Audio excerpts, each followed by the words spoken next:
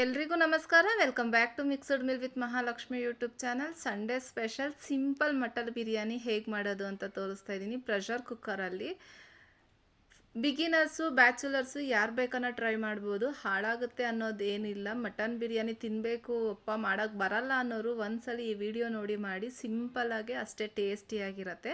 ಹಾಗಾದರೆ recipe start ಮಾಡೋಣ. ನಾನಿಲ್ಲಿ ಒಂದು 400 ಗ್ರಾಮ್ ಆಗೋಷ್ಟು ಮಟನ್ ತೊಗೊಂಡಿದ್ದೀನಿ. ಅದಕ್ಕೆ ಮಸಾಲೆಗೆ ಸ್ವಲ್ಪ ಬೆಳ್ಳುಳ್ಳಿ, ಶುಂಠಿ, 3 ಹಸಿಮೆಣಸಿನ್ಕಾಯಿ, ಪುದೀನ, ಕೊತ್ತಂಬರಿ ಸೊಪ್ಪನ್ನ ಚಿಕ್ಕ ಜಾರ್ಗೆ ಹಾಕ್ಕೊಂಡು ಅದಕ್ಕೆ ಎಷ್ಟು ನೀರು ಬೇಕೋ ಅಷ್ಟು ನೀರು ಹಾಕ್ಕೊಂಡು ಫೈನ್ ಪೇಸ್ಟಾಗಿ ರುಬ್ಬಿಟ್ಕೊತಾ ಇದ್ದೀನಿ.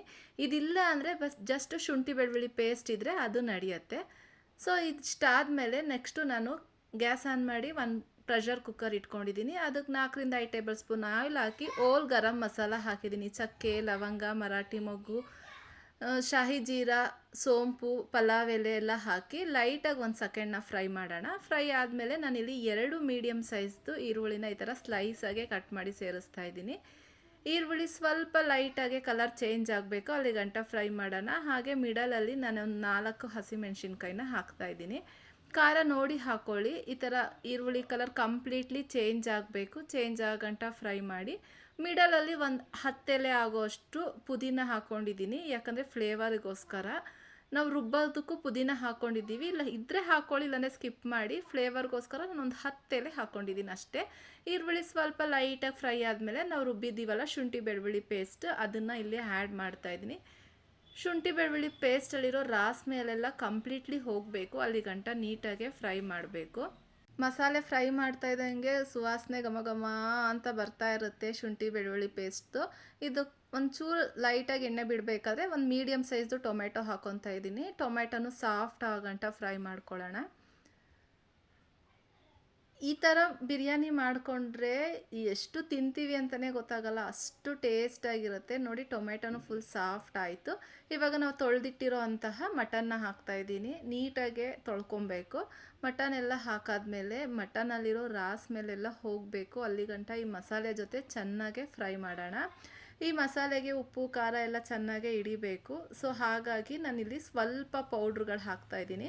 ಒಂದು 1/4 ಟೀ ಸ್ಪೂನ್ ಆಗೋಷ್ಟು ಅರಶಿನ, 1 ಟೇಬಲ್ ಸ್ಪೂನ್ ಆಗೋಷ್ಟು ಚಿಲ್ಲಿ ಪೌಡರು, 1/4 ಟೇಬಲ್ ಸ್ಪೂನ್ ಆಗೋಷ್ಟು ಧನಿಯಾ ಪೌಡರು, 1/4 ಟೇಬಲ್ ಸ್ಪೂನ್ ಆಗೋಷ್ಟು ಗರಂ ಮಸಾಲ, ಮಟನ್ ಮಸಾಲ, ಬಿರಿಯಾನಿ ಮಸಾಲ ಯಾವುದನ್ನ ಹಾಕ್ಕೊಳ್ಳಿ. 1/2 ಟೇಬಲ್ ಸ್ಪೂನ್ ಹಾಕ್ಕೊಂಡು ಈ ಸ್ಪೈಸಸ್ ಎಲ್ಲ ಹಾಕ್ಕೊಂಡು ನೀಟಾಗಿ ಮಿಕ್ಸ್ ಮಾಡಬೇಕು. ಯಾಕಂದರೆ ಈ ಮಟನ್ಗೆ ಉಪ್ಪು ಖಾರ ಎಲ್ಲ ಚೆನ್ನಾಗಿ ಹಿಡಿಬೇಕಲ್ವ, ಹಾಗಾಗಿ ಖಾರದ ಪುಡಿಲಿರೋ ಘಾಟೆಲ್ಲ ಹೋಗಬೇಕು, ಅಲ್ಲಿ ಗಂಟ ಫ್ರೈ ಮಾಡಿಕೊಂಡು ರುಚಿಗೆ ತಕ್ಕಷ್ಟು ಉಪ್ಪು ಹಾಕ್ಕೊತಾ ಇದ್ದೀನಿ. ನಾನು ಬಿರಿಯಾನಿಗೆ ಎಷ್ಟು ಬೇಕೋ ಅಷ್ಟು ಉಪ್ಪನ್ನ ಇವಾಗ ಆ್ಯಡ್ ಮಾಡ್ತಾ ಇದ್ದೀನಿ. ಉಪ್ಪು ಹಾಕಿ ಚೆನ್ನಾಗೆ ಮಿಕ್ಸ್ ಮಾಡೋಣ.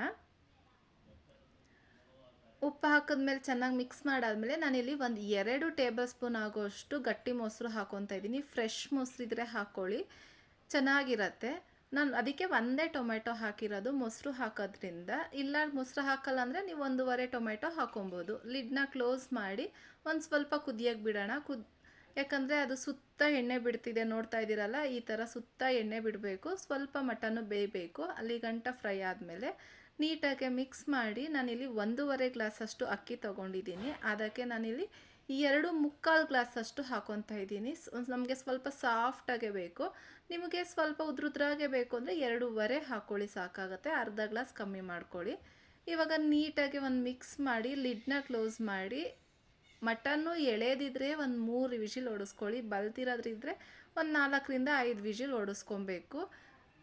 ಈಗ ಲಿಡ್ನ ಕ್ಲೋಸ್ ಮಾಡಿ ವಿಷಿಲ್ ತೆಗಿತಾ ಇದ್ದೀನಿ. 4 ವಿಷಿಲ್ ಆದಮೇಲೆ ತೋರಿಸ್ತಾ ಇದ್ದೀನಿ. ಮಟನ್ ಎಲ್ಲ ಸಾಫ್ಟಾಗೆ ಬೆಂದಿದೆ. ಇವಾಗ ಮತ್ತೆ ಗ್ಯಾಸ್ ಮೇಲಿಟ್ಟು ಗ್ಯಾಸ್ ಆನ್ ಮಾಡಿ ಕುದಿಯೋಕ್ಕೆ ಬಿಡೋಣ. ಈ ಹಂತದಲ್ಲಿ ಉಪ್ಪು ಖಾರ ಚೆಕ್ ಮಾಡಿಕೊಂಡು ಒಂದು 10ರಿಂದ 15 ನಿಮಿಷ ನೆನೆಸಿಟ್ಟಿರೋ ಅಕ್ಕಿನ ಇವಾಗ ಸೇರಿಸ್ತಾ ಇದ್ದೀನಿ. ನೀವು ಯಾವುದೇ ಬಿರಿಯಾನಿ ಮಾಡಿದ್ರೂ ರೈಸ್ನ ನೆನೆಸಿ ಮಾಡೋದ್ರಿಂದ ತುಂಬ ಉದ್ರುದ್ರಾಗೆ ಸಾಫ್ಟಾಗೆ ಬರುತ್ತೆ.